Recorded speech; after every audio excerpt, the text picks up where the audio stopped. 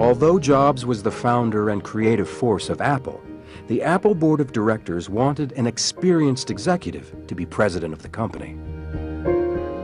Jobs interviewed dozens of candidates before he focused on someone from outside the tech world, Pepsi CEO John Sculley. I wasn't really interested in joining Apple or being the CEO of Apple. I thought I was highly unqualified.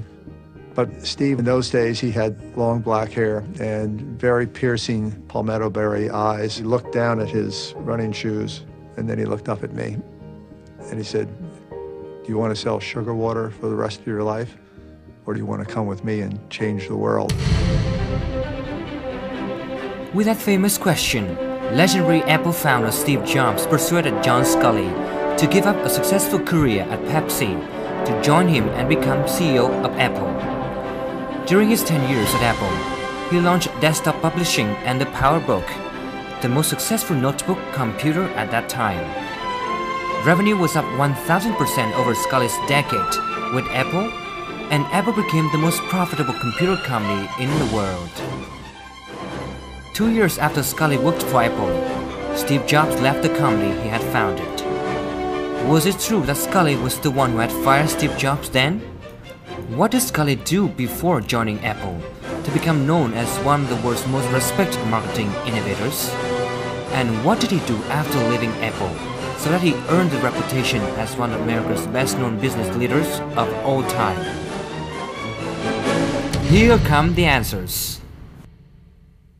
Hello and welcome to this edition of Talk Vietnam. Today you'll get a great chance to hear from one of America's best-known business leaders. His name is Mr. John Sculley. Now, Mr. Sculley was the former CEO and president of Pepsi. He was also the former CEO of Apple Computer, now known as Apple Incorporated. Mr. Sculley has worked with Steve Jobs, Bill Gates, and other amazingly influential people in order to leave a great imprint on the world. Now, we're very lucky to have Mr. Sculley here in our studio today to hear his stories from the viewpoint of being one of the most respected marketing innovators of the world. Mr. Sculley later on will also reveal some of the details about the recent investments he has made here in Vietnam, why he wants to do business here, and some of his advices for early-stage entrepreneurs here in the country. So please join me in welcoming Mr. Sculley. Thank you very much, sir, for coming to our studio. How are you today? I'm very well, and I'm very excited to be in Hanoi. This is my first trip to Hanoi. I've been to Vietnam before, but not to the city, so it's very exciting to be here. Wonderful. What is your kind of first impression of Vietnam? You know, going back to your first trip, when was that? My first trip was 10 years ago, and what is very much apparent to me is how many young people there are in Vietnam. And I've had a chance to meet with students in science and engineering and mathematics, and the range of technology, competence, the curiosity that young people have here. It's very, very invigorating to be exposed to that. But first of all, let's talk a little bit about your time, going a little bit in the past now.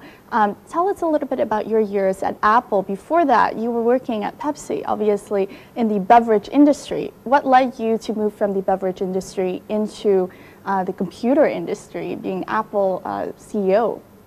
Well, I was not a logical choice to go to Apple because I didn't have a technology background. I had a marketing background. And Steve Jobs, who was one of the co-founders of Apple, was only 26. They were looking for a permanent CEO for the company. Steve would have liked to have been chosen as the CEO, but the Apple board felt they needed someone who was older. More mature, probably. Maybe. And they gave Steve the veto right to turn down candidates, even though they wouldn't give him the job itself. And so they looked at many, many candidates before they came to me in the high-tech industry, but they weren't acceptable to Steve. And so the board decided to look outside of the tech industry. Steve had a belief that high technology, particularly Apple's products, were eventually going to be sold with the same skills and experience learned in selling products like Pepsi and Coca-Cola. And so what brought us together was we had a common interest in industrial design.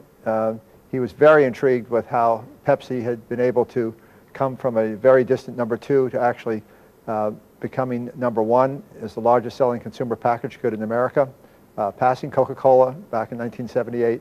At the time that I was recruited to Apple, my first job, because I didn't bring any knowledge of how to build computers, and that was clearly something that Steve was very gifted at, my job was to keep the Apple II, which was in those days a 6-year-old aging product, commercially alive, to generate enough profits to be able to provide the cash for Steve to have the money to be able to develop the Macintosh, and then later to use the marketing experience that we had developed at Pepsi to try to translate that to launching the Macintosh.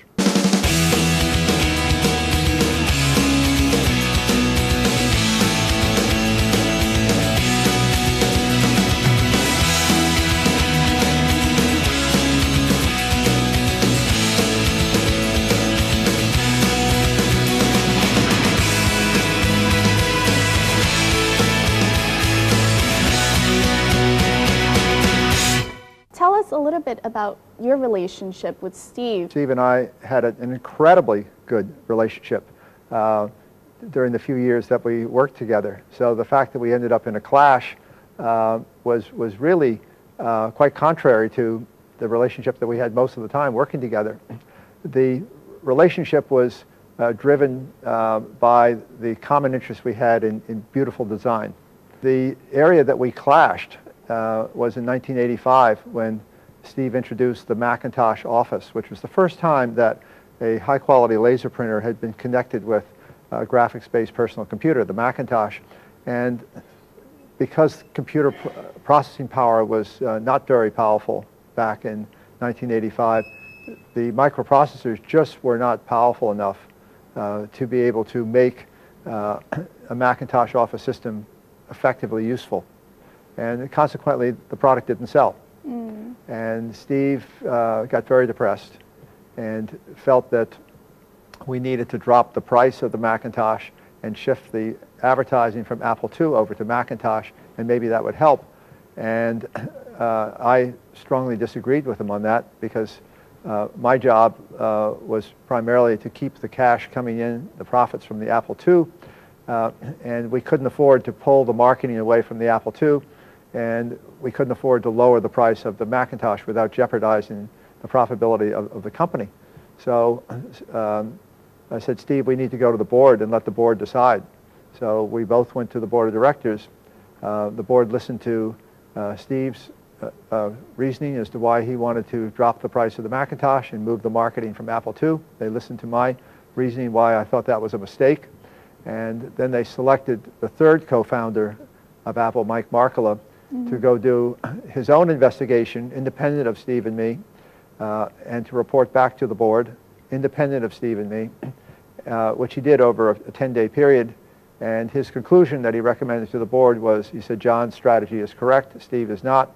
And the board asked Steve to step down from being the leader of the Macintosh group. He was still chairman of the board, but a number of months later, he resigned and started a new company called Next.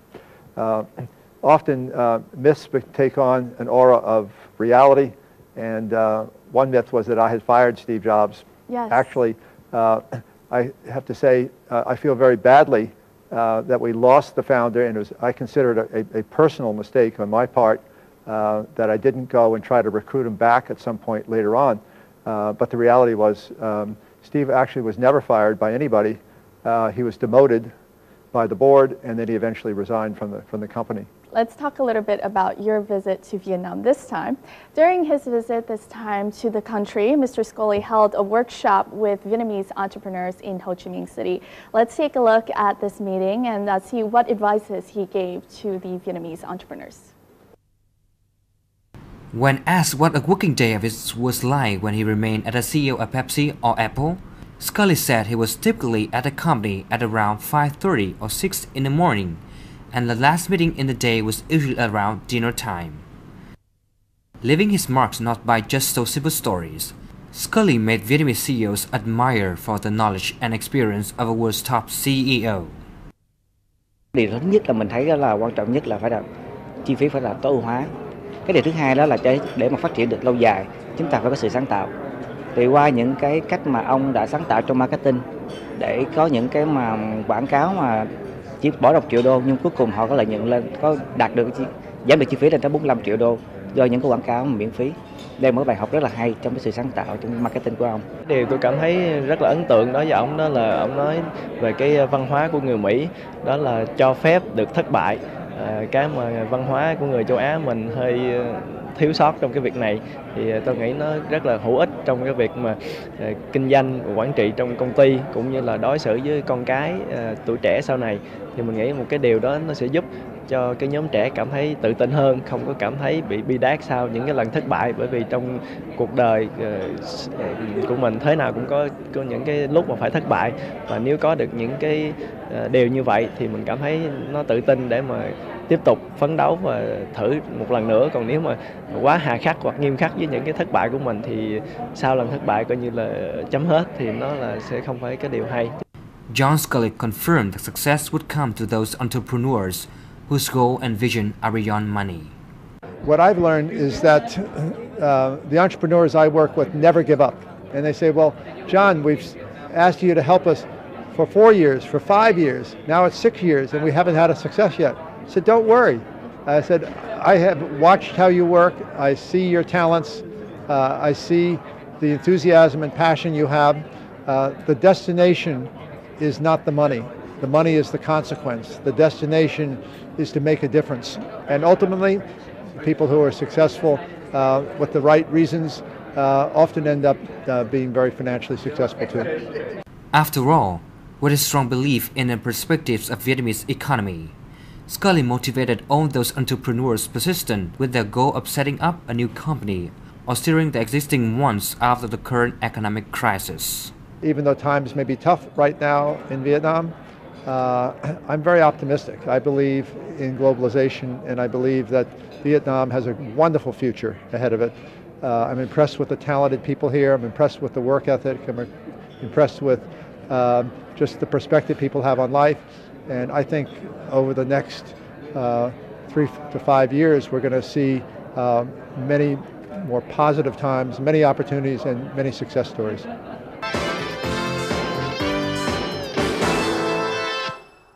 Interacting with these Vietnamese entrepreneurs or early stage entrepreneurs, what impressions did you have about them? My impression is curiosity, enthusiasm, but greatly in search of role models here in Vietnam. And as you said, a mentor is always needed. We have the luxury in Silicon Valley or Boston that there are many role models to look to. There is a history of companies being started up and entrepreneurs being successful and then going off and doing a second or even a third company. There is not yet in Vietnam such a pattern, and there is not yet a number of role models that young entrepreneurs can look to. And so that's one of the real opportunities. And frankly, at this point in my life, I find that very exciting, that we can come to a country where there is extraordinary talent, great passion and interest to be part of the global economy, and a search for exactly what I love doing, which is mentorship. Going back a little bit to your time at Pepsi, I understand you were Pepsi's youngest president and CEO. Can you talk a little bit about the success that you gained at Pepsi? I understand the Pepsi Challenge was one big success. I was very fortunate that I joined Pepsi when it was a relatively small company. And it was about $220 million of annual turnover. Today it's about $90 billion of annual turnover. I never would have gotten the jobs today that I was fortunate enough to be given back in 1970 when I was appointed to the marketing vice president of Pepsi. In the early days when I was marketing VP, we started working on a lifestyle campaign called Pepsi Generation. And we had some amazingly talented creative people who were deeply involved in the creation of Pepsi Generation. But that was the first consumer experience marketing campaign. By experience marketing, I mean that when we showed the Pepsi Generation commercials, it was the beginning of color television. It was the beginning of large screen TVs. Before that, everything had been small black and white televisions. And we never showed Pepsi in the commercials. Because what we were doing was we were trying to focus on the people who used Pepsi and their life experiences. And we thought of Pepsi as really being a fashion product, and it was just the signature at the end. With the Pepsi Challenge, it was also experience marketing. But this time, we wanted to capture the experience. We actually went to markets where Pepsi was outsold 9-1 by Coca-Cola. Wow. And we went there, and we went to people who had never had a Pepsi in their entire life. And we did taste tests without revealing the brand name. They were called blind taste tests. And all we were interested in was catching the expression on the face of long-term Coca-Cola drinkers who had never had a Pepsi in their life when it was revealed that they had selected a Pepsi over a Coke. And so that was experience marketing. So Steve Jobs was fascinated by experience marketing because he said, so how did you guys pass Coca-Cola? And I said, well, we didn't focus on the product, we focused on the experience. And he said, I love that, because he said, I'm building this product called Macintosh, and it's all going to be about this incredibly great, as he called it, insanely great user experience. And when we developed the first Macintosh TV commercial, we never showed the product.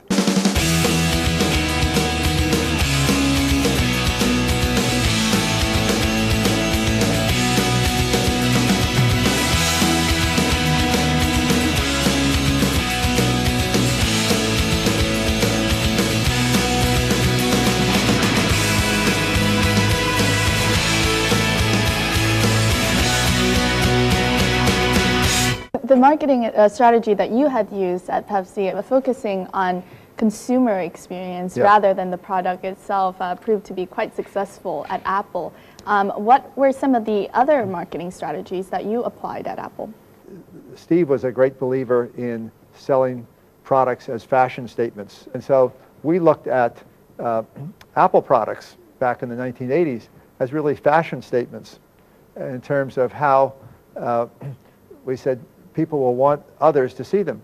And we also marketed Apple products with the perspective of Hollywood movies, because we said in the movie industry, it's all about hit products. And so our vision in the 1980s was you build only 1 or 2 products a year, and you hopefully try to build a hit product. And you put all of your talent and energy into that. Most technology companies build hundreds of products, and you don't know which one do they really care about. You know? The brilliance of Steve Jobs was that he knew exactly which of those few products to create. He was highly disciplined, and he always said the most important decisions are not what you put in, it's what you leave out.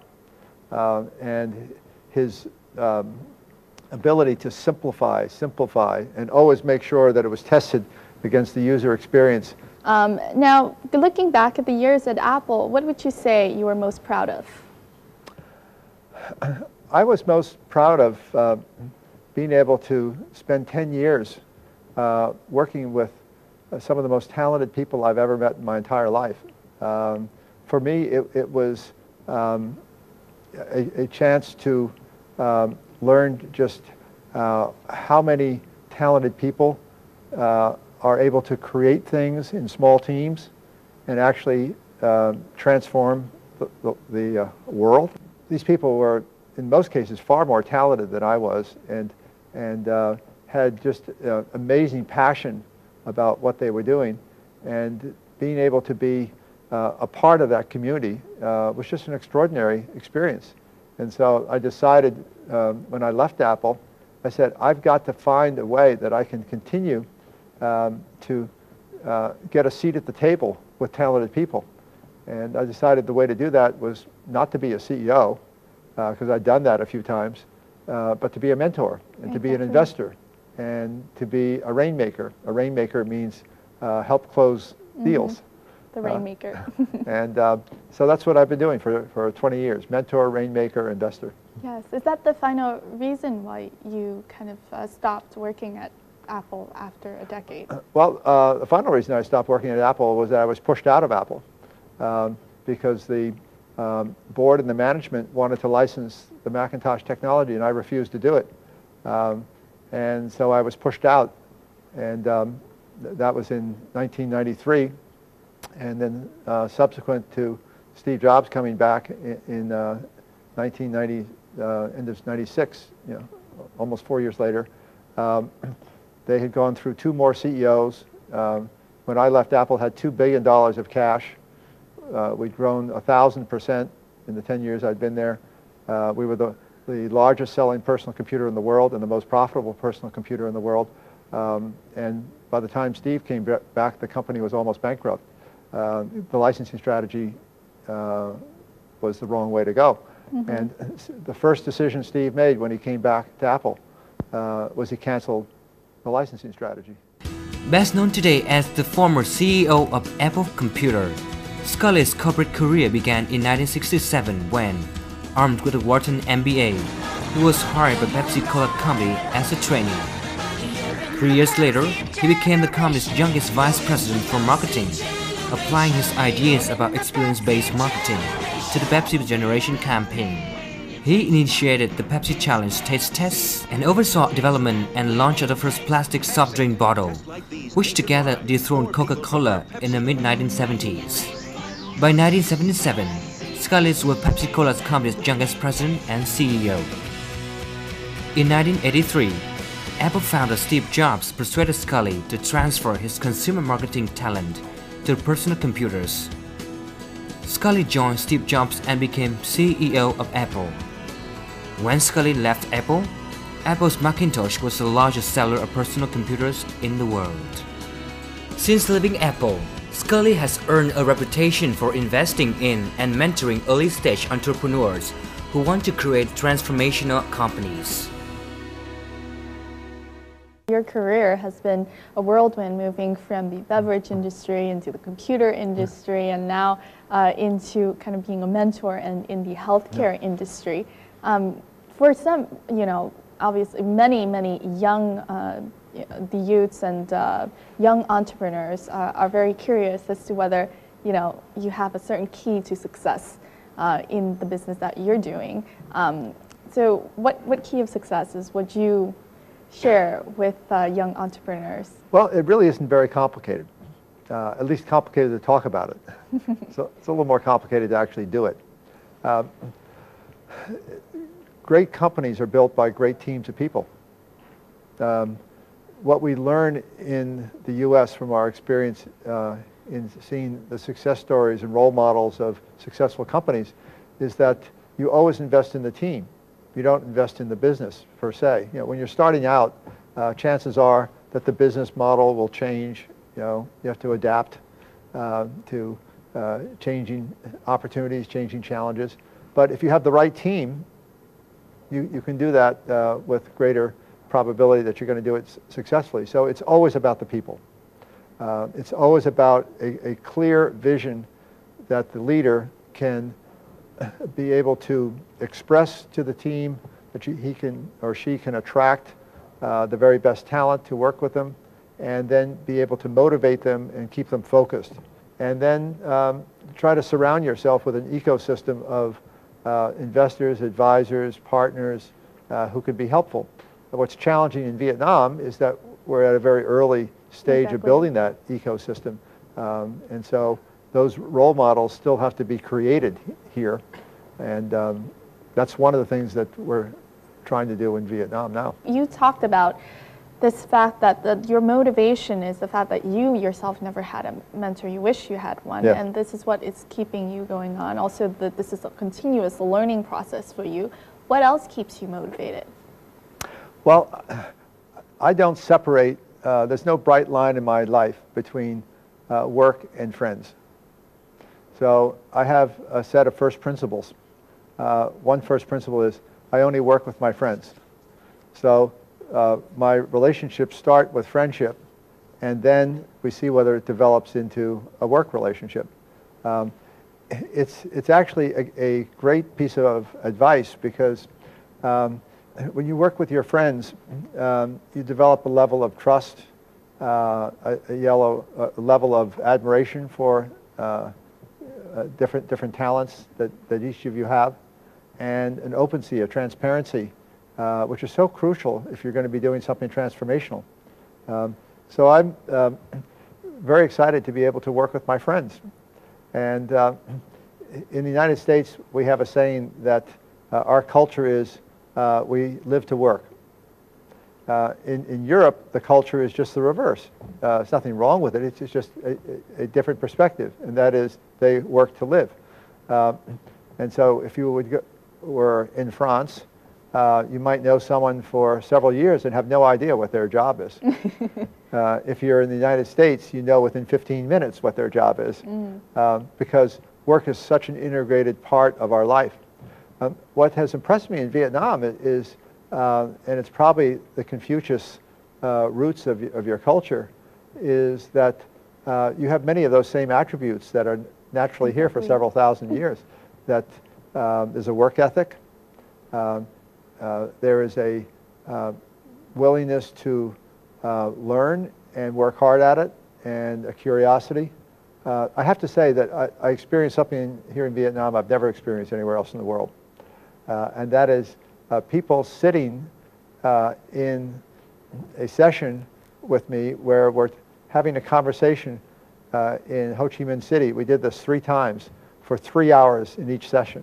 Wow. Now, nobody in the United States would sit and listen to me for 3 hours. Just wouldn't happen. We're patient people. Well, I'd say what I've observed in Vietnam is very, very patient people. Yes, but you got to be a good speaker in order for us to be that patient. So earlier on, we said that Mr. Scoley would reveal some of the details on his recent investments here in Vietnam. And Mr. Scoley has been working to co-found Misfit Wearables with Sunny Vu, a Vietnamese-American entrepreneur. And we'll take a look at their business here in Vietnam. Since leaving Apple, John Scoley has been known as an investor in and a mentor for early-stage entrepreneurs who want to create transformational companies. Most recently, he co-founded Misfit Wearable with Sunny Vu and Sridhar Yanga. Misfit invents and develops wearable sensor products for wellness and medical applications. The company's consumer products are worn on the body and measure a variety of health signals. Most of Misfit's staff are based in Ho Chi Minh City. There are young Vietnamese talents now working on advanced sensors, algorithm research, software engineering, and software product design. Industrial design and hardware engineering are done at Misfit's offices in San Francisco. So now we have here in our studio the co-founder and CEO of Misfit Wearables, Mr. Sunny Vu. Thank you very much for coming here to our studio. How are you today? Great. It's great to be here. Thank you for having me. Awesome. Can you share with us how did you become partners with Mr. John Scoley?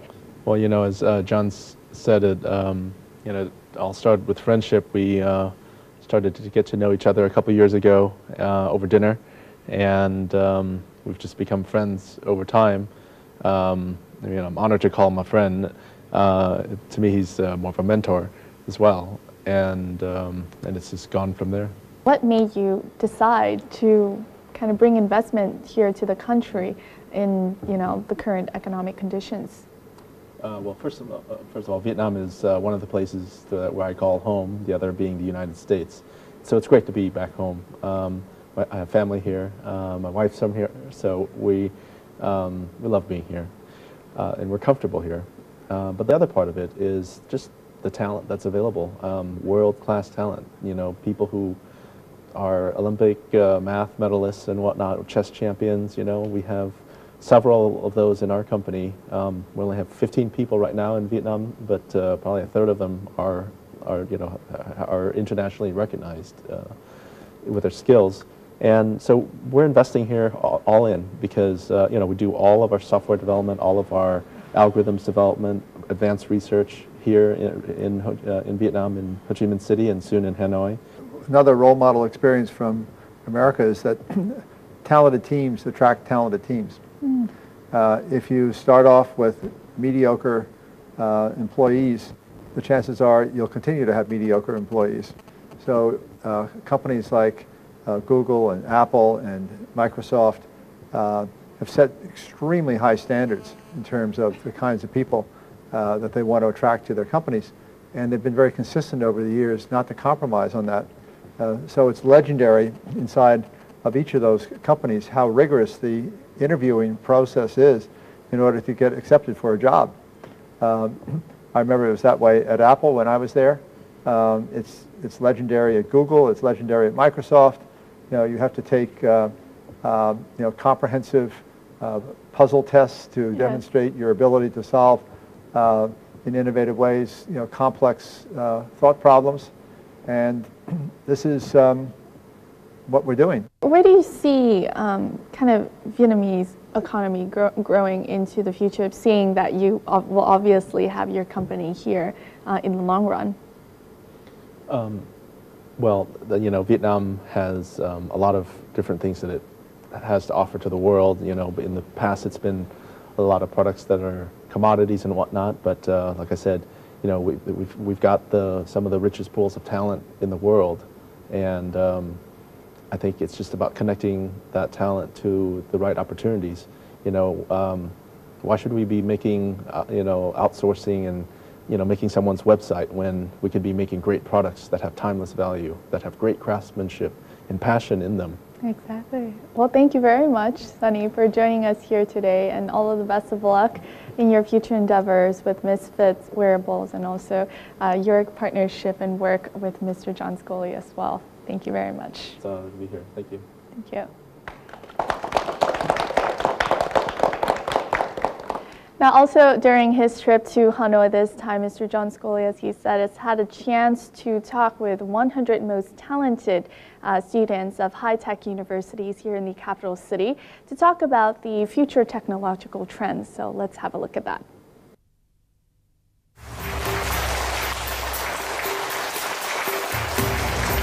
Today, Hanoi students had a golden chance to meet one of the most famous CEOs in the world in person.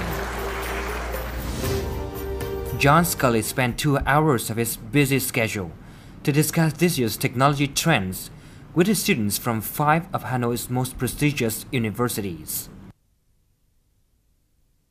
The Q&A sessions share the expertise of industry insiders with the students who proved eager to find out more about world technology trends. It's really surprised me because at first I think that maybe today people want to talk about the experience in the past, how they set up a new company, something that I can find easily in the internet. But today I find that the talk is about some new technology, some new trend of technology in Vietnam, and the way he talk very tenderly, but it brings a lot of value to people who listen to him. Some megatrends John and other speakers predicted to be significant in the near future were the combination of biology and information technology, the flourishing of wearable computing, as well as big data mining. The new era is said to be all about information withdrawn from terabytes of data. Trước đây em vẫn còn có một cái câu hỏi về cái big data này của mình. Thế là liệu có phải là cái xu hướng của thời đại không? Liệu có phải là một cái lĩnh vực mà mình có thể dồn hết niềm đam mê của mình không? Tất nhiên là mình có dồn rồi, nhưng mà mình luôn luôn phải quan tâm xem là thị trường thế nào. Thì hôm nay ông ấy đã giải đáp cho em cái câu hỏi này. Thế ông đã cho mình biết được rằng là đây là một cái xu hướng tất yếu, một cái mà củng cố thêm lòng tin mình thôi. Trước đây mình cũng tin rồi, nhưng mà củng cố thêm một cái lòng tin cho mình để mình có thể toàn tâm toàn ý để mà tập trung vào nó. John Scully was impressed by the students.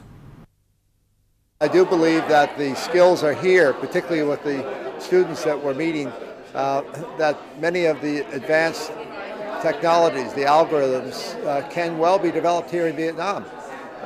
And they will have huge impact potentially on very large markets, much bigger than Vietnam, whether it's in Europe or the United States.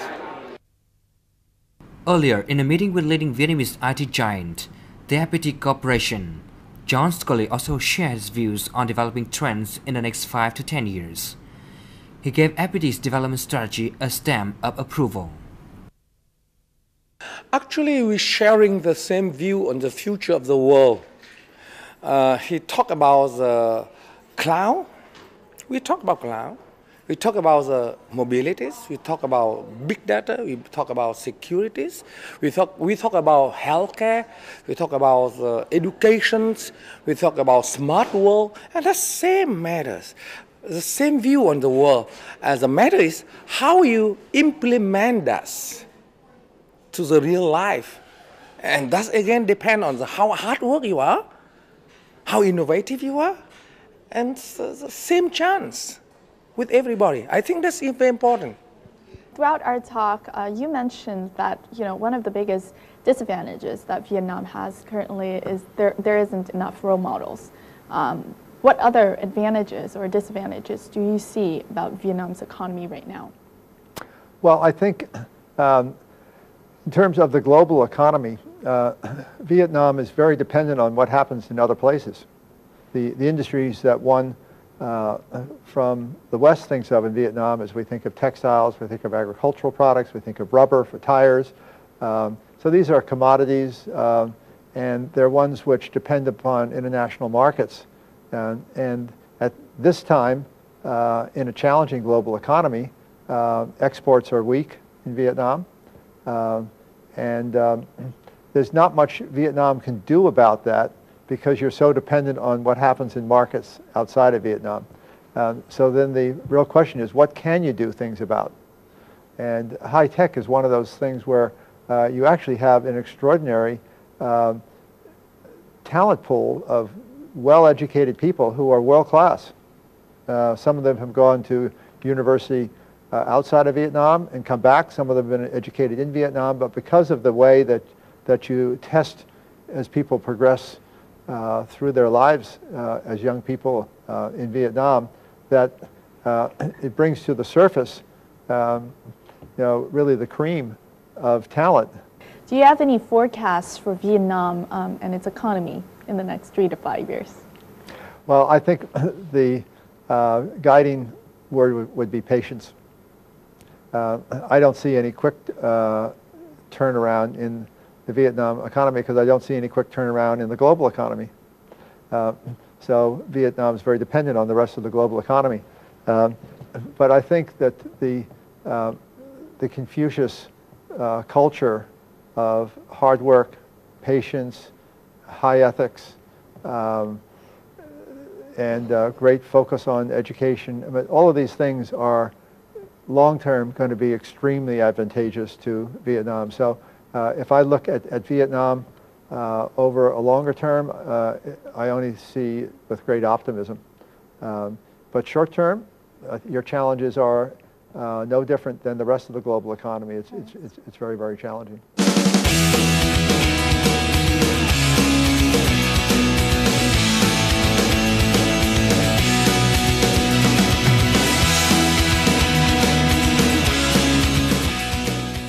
Now, what are the top three things, if you can name them, that a strategic entrepreneur should never forget? I think you need to be working in a company for the right reasons.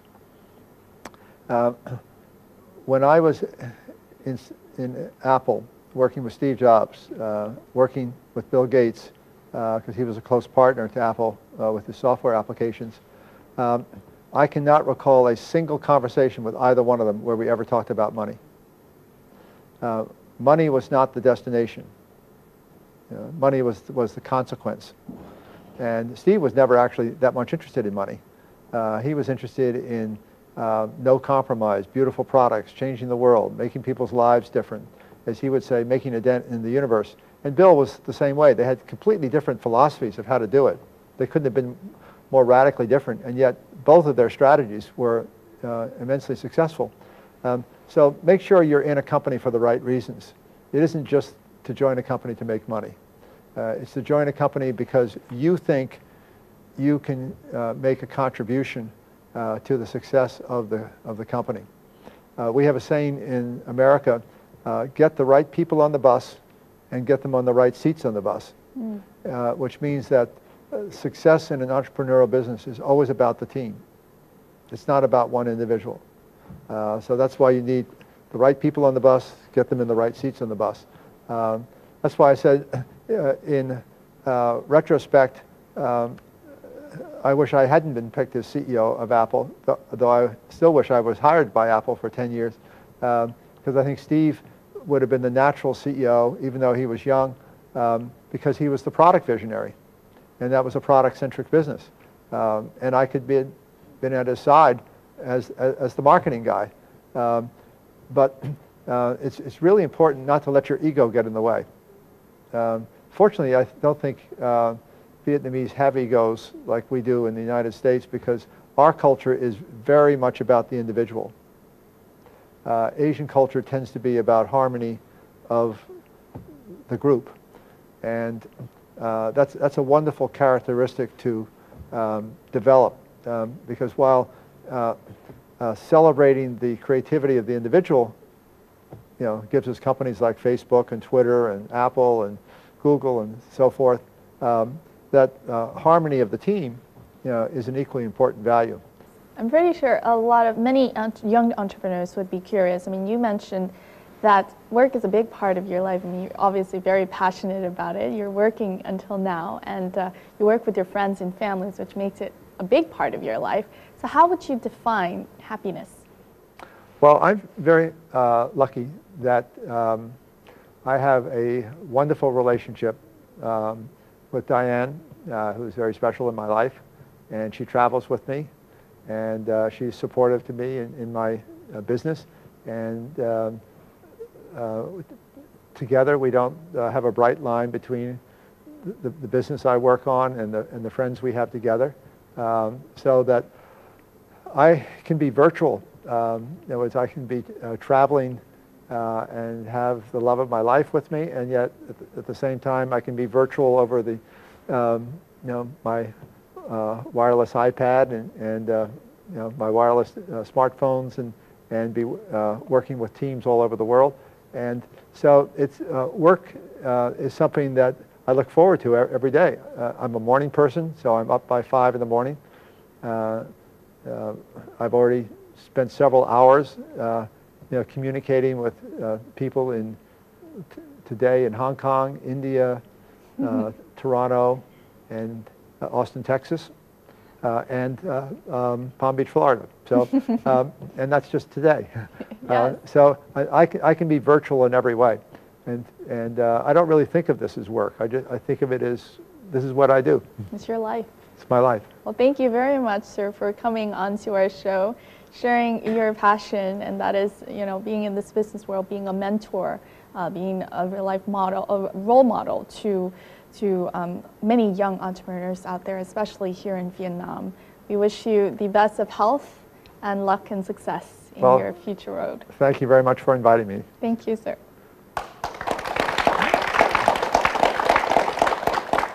And that wraps up this edition of Talk Vietnam with Mr. John Scoley as well as Sunny Vu. Thank you very much for joining us. We'll see you more next time here on Talk Vietnam. Goodbye.